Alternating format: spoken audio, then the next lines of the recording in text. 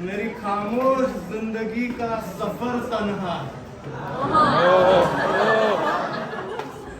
मेरी खामोश जिंदगी का सफर तन्हा है। बाहर तो भीड़ बहुत है मगर घर तन्हा है।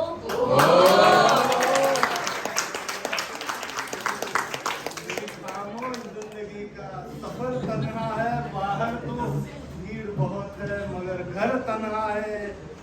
चांदनी कर रही है अटखेलिया सितारों में। चांदनी कर रही अटखेलिया सितारों में। चांद बादलों के आगोश में क्यों तन्हा है। चांदनी कर रही अटखेलिया सितारों में।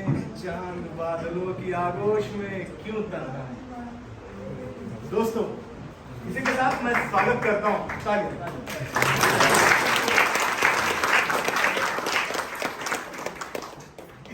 मैं स्वागत करता हूं कवि जिन्होंने ये पंक्तियां लिखी थी। इनका नाम है विनोद कुमार पहला जानी। इनका मैं थोड़ा सा परिचय करवा के देता हूं। कवि, लेखक व वर्णनकर्ता विनोद कुमार पहला जानी ने इंजीनियरिंग करने के बाद, काफी लोग इंजीनियरिंग करने के बाद ही शादी करने के बाद ऑटो इलेक्ट्रिकल पार्ट्स का व्यवसाय शुरू किया है। हिंदी और उर्दू कविताएं लिखना पढ़ना इनका शौक रहा है और इसी शौक को उन्होंने कई मंचों पर लोगों के सामने प्रस्तुत भी किया है। वर्षों की मेहनत के बाद वो अपना पहला कविता संग्रह, वो आधा अधूरा कह दूं तो, जो कि उनकी 21 बेहतरीन कविताओं का संकलन है, उसे लोगों के सामने लाने का प्रयास कर रहे हैं। आपका स्वागत है विनोद जी, बहुत बहुत स्वागत है।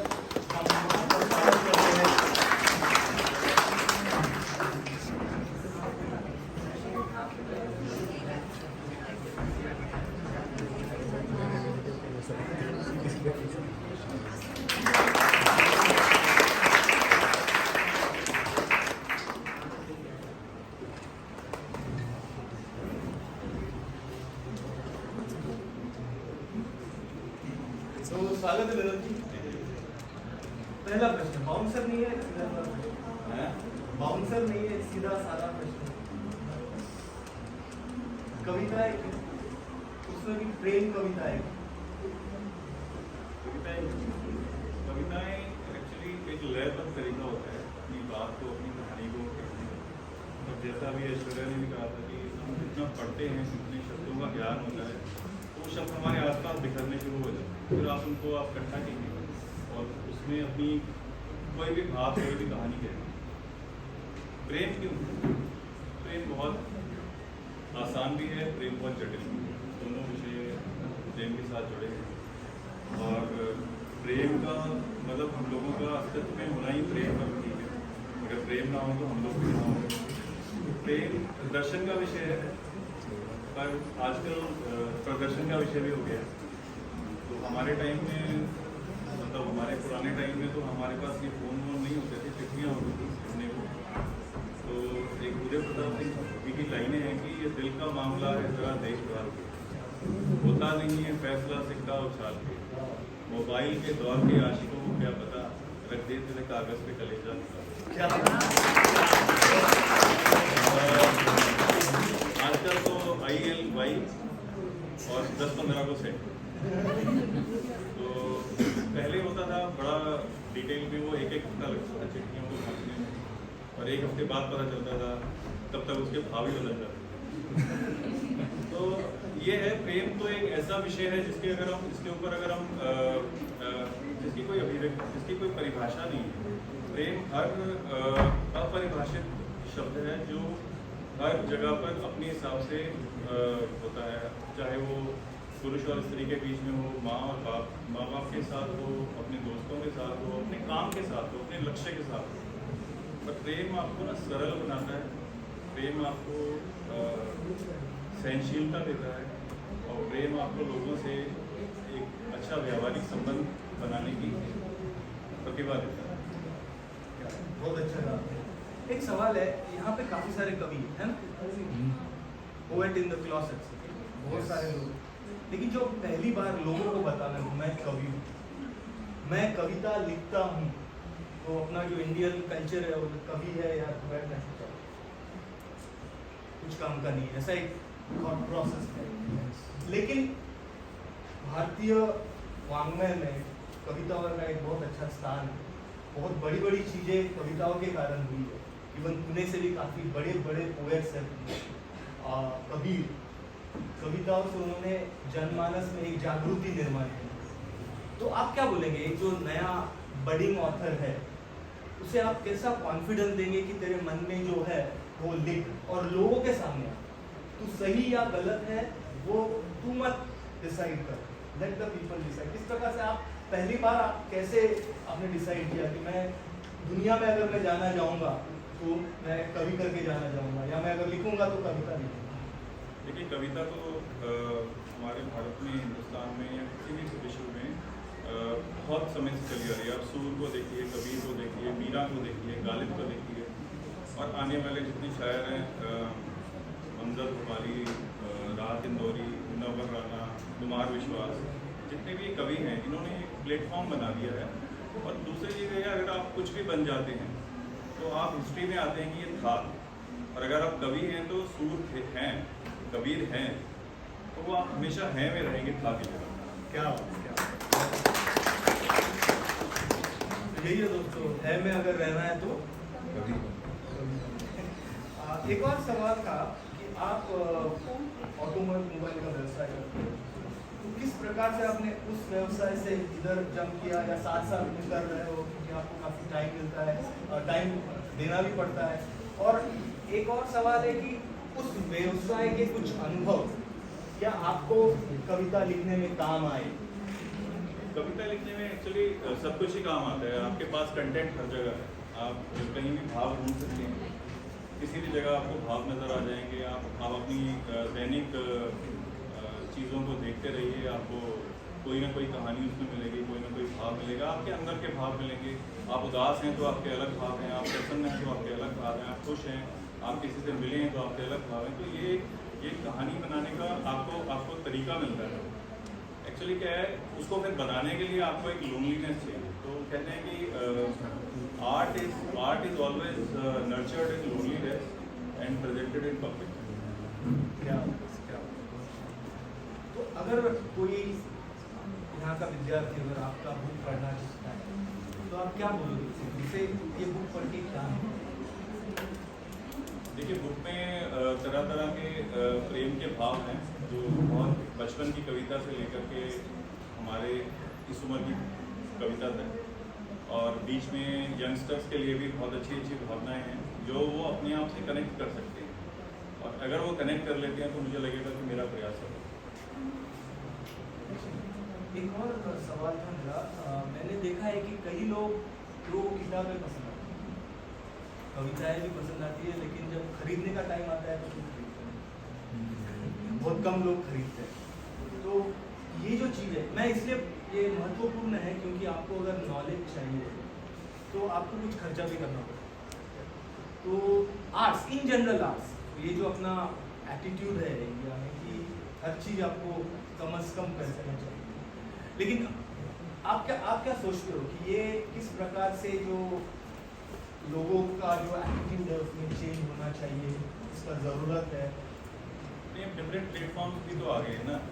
अगर आपके पास किताब है, आपके पास किंडल है, आपके पास उन कविताओं को बोलने के और जरिए हैं, जैसे मैं स्पॉटिफाई पे भी हूँ, गाना.com पे भी हूँ, और वो तो फ्री में है सब, और किंडल पे भी हम लोग की बुक आ जाएगी। तो इतना कोई मुश्किल नहीं है किताब को पढ़ना। हाँ, किताब खरीद के पढ़ने का तो, पन्ना पलट के पढ़ने का तो मजा ही। और अब एक सवाल करता हूँ, आपके जो पसंदीदा शायर, कवि या लेखक कौन है? पसंदीदा में तो सारे ही हैं, पर मैंने ज़्यादातर फॉलो किया है साहिब हुसैन को।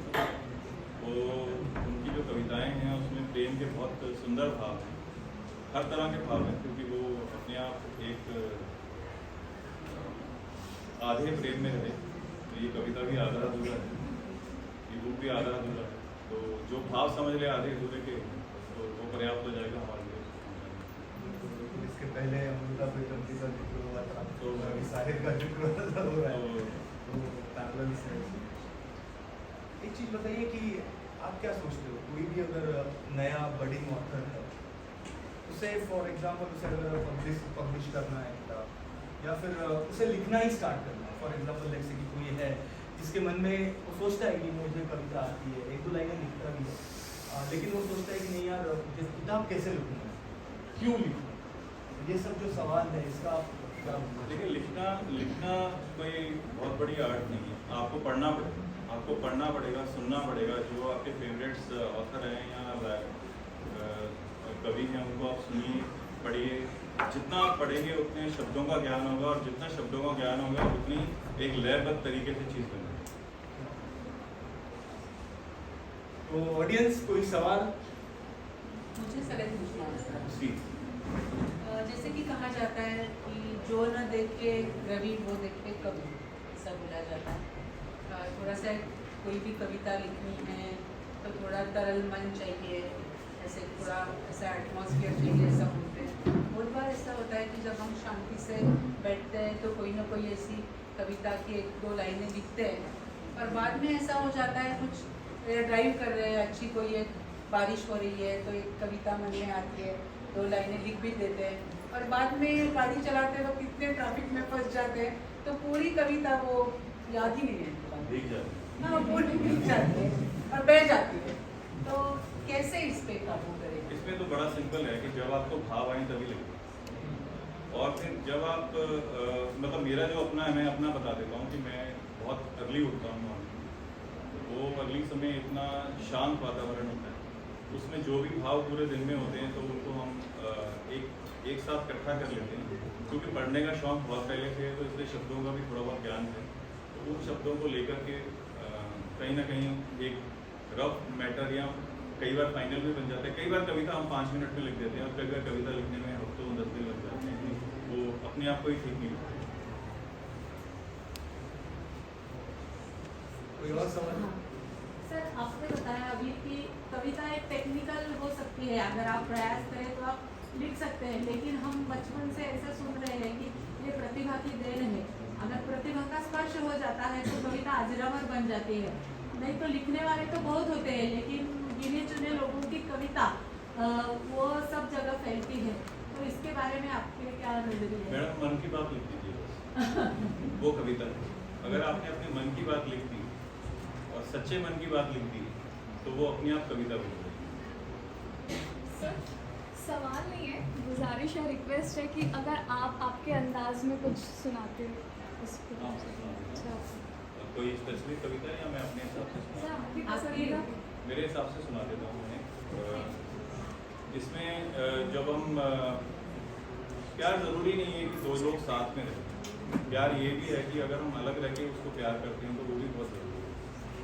बट उसमें लेवल्स हैं, मैं आपको इस कविता में एक एक करके लेवल तक ले जाऊँगा।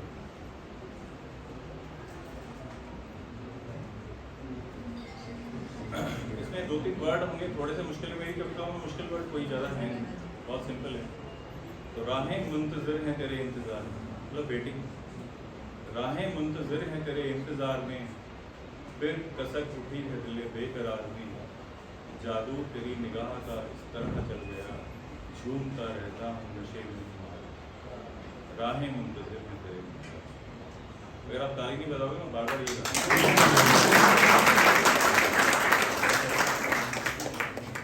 पूरा गुलिस्तान तेरी महक से भर गया, हर शाख हर पत्ती पे तेरा रंग चढ़ गया, हर गुल में तू ही तू दिखे अब के बहार में। राहें मुंतज़िर हैं। अब ये इसका नेक्स्ट लेवल क्या है? ये तो पूरा गुलिस्तान महक गया, उसके बाद कुछ देर सही साथ मेरे चल तो सही, मेरी न फिर सही अपनी बात कर तो सही, नजरें बिछाए बैठे हैं तेरे दीदार में। राहें मुंतज़िर हैं। और इसका नेक्स्ट लेवल, तू माने या ना माने क्या फर्क पड़ता है, तू माने या ना माने क्या फर्क पड़ता है, तू समझे या ना जाने क्या फर्क पड़ता है, हम जीत का मजा लिए बैठे हैं हार में। राहें मुंतज़िर हैं।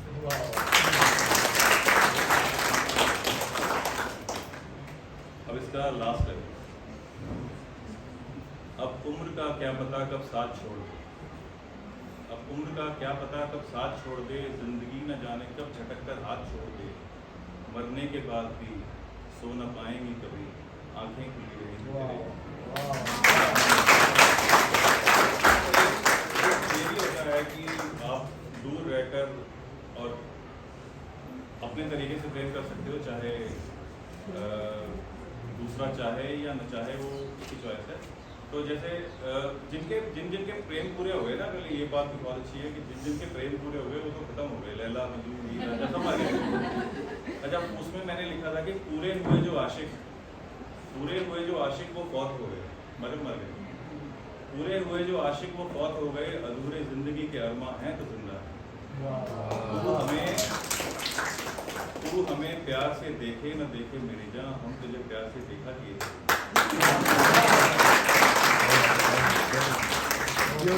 तो इन चीज़ों को समझेगा वही जो इन चीज़ों को महसूस करेगा। तो उसमें मेरी एक और है कि मेरी ज़िंदगी के मायने वही समझा होगा जिसकी धड़कनों में मेरे दिल का कुछ हिस्सा हो। ताली हो जाए। एंजॉय कीजिए ना मेरी। बहुत मजा आ गया सर। ऐसे मुझे लग रहा है कि जैसे महफिल में बैठा हूँ, महफिल ही है। सुनना चाहेंगे तो एक और सुना देंगे, हमें तो आदत है। सुनने वाले नहीं मिलते। मैं तो अभी प्लेन में बैठा था, मैंने कहा कविता सुनेगा, उसने ईयरबड डाल दी।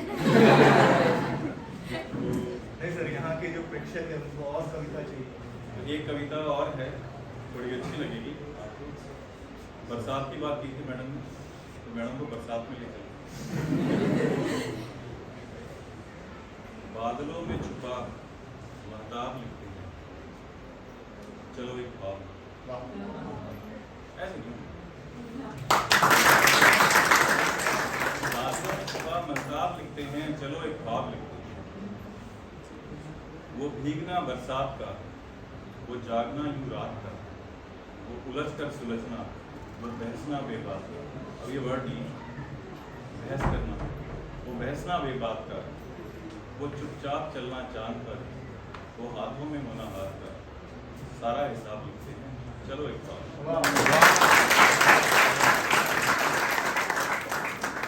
वो फूलों में गुमसुम तितलियां,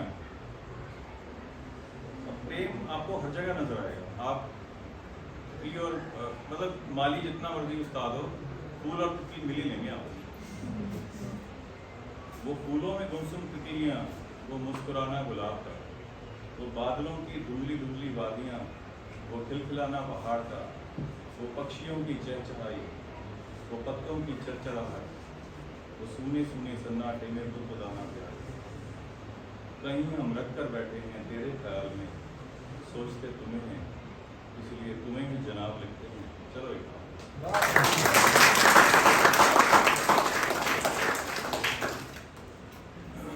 अब ये तो मेरी रिक्वेस्ट है, मैं सुना देता हूँ। तुम आकर मिलोगे या यूं ही गुजार दें,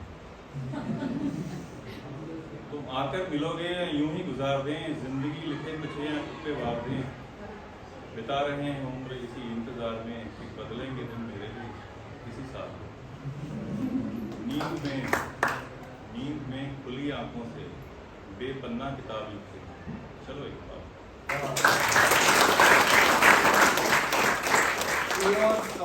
प्रश्न सवाल पूछो या कविता सुन लो। तो हम अभी हमारा वक्त आसपास समाप्त हो रहा है। हाँ, तो आप किसी ने कुछ पूछना है तो कोई भी अगर पूछना चाहे तो पूछ सकता है। सर अगर आप इजाज़त दें तो मैं एक आपकी कविता पढ़ूं। बिल्कुल बिल्कुल। ये जो कविता है सर, इसका नाम है चलो छोड़ दो वो बातें पुरानी। यहाँ पे काफ़ी सारे लोग हैं। चलो छोड़ दो बातें पुरानी, मेरी कहानी तुम्हारी कहानी, मैं जिस रास्तों पर भटकता रहा हूँ, मैं जिन उलझनों में उलझता रहा हूँ, वो तूफान, वो आंधी, वो धुंधला सा मौसम, वो उफान लेता मन की नदियों का पानी। चलो छोड़ दो बातें पुरानी, वो मेरी कहानी तुम्हारी कहानी। क्या